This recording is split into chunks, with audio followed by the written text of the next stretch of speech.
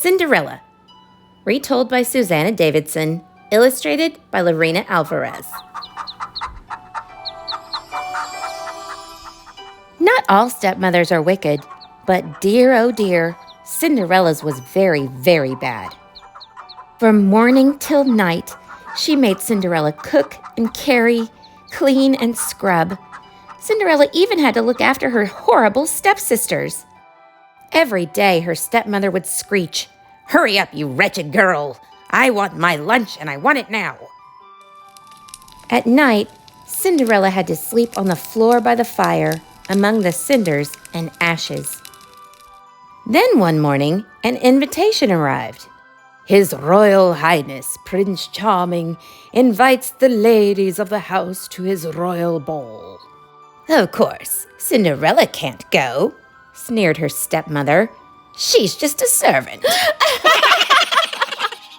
On the night of the ball, Cinderella stood alone in the kitchen, tears sliding down her cheeks. "I want to go to the ball," she wept. "And so you shall," said a musical voice. "Don't be afraid.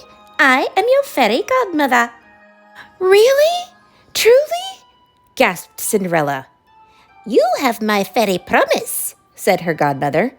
"But first, I need a pumpkin." Cinderella ran into the garden and picked the biggest, plumpest pumpkin she could find. The fairy tapped it with her wand.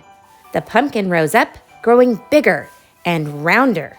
Then, bang! "A golden coach to whisk you to the ball," smiled the fairy godmother. Spell followed magical spell. 6 white mice became 6 proud horses, tossing their silky manes. A fat rat turned into a whiskery coachman.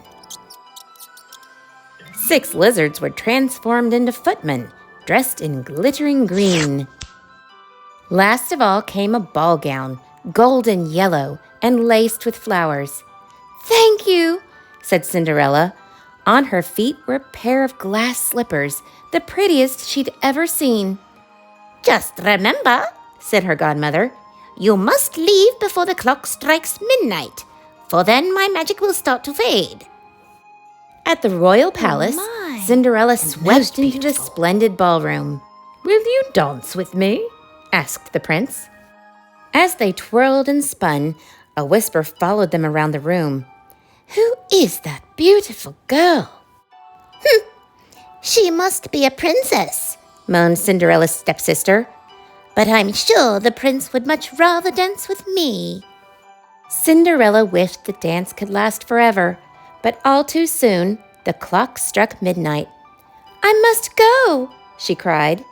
As she dashed down the palace steps, her dress turned back to rags. Her carriage was a pumpkin.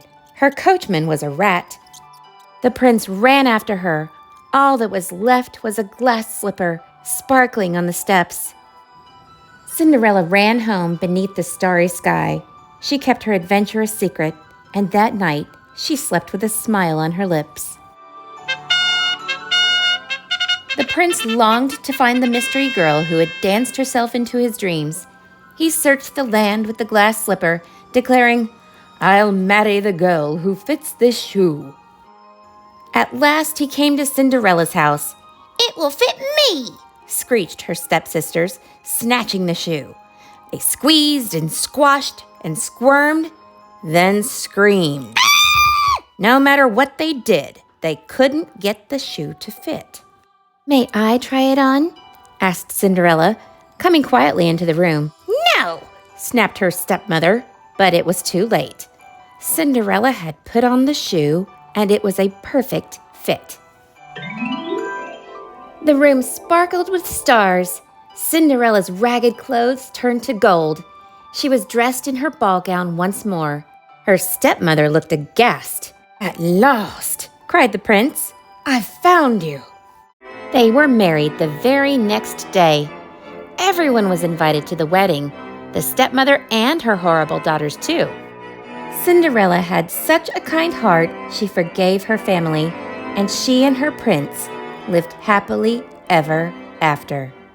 Cinderella is one of the most popular European fairy tales. There are many different versions around the world. This one is based on Charles Perrault's Cinderella or the Little Glass Slipper. The oldest known version dates all the way back to the 6th century BC and is about a Greek slave girl who marries the king of Egypt.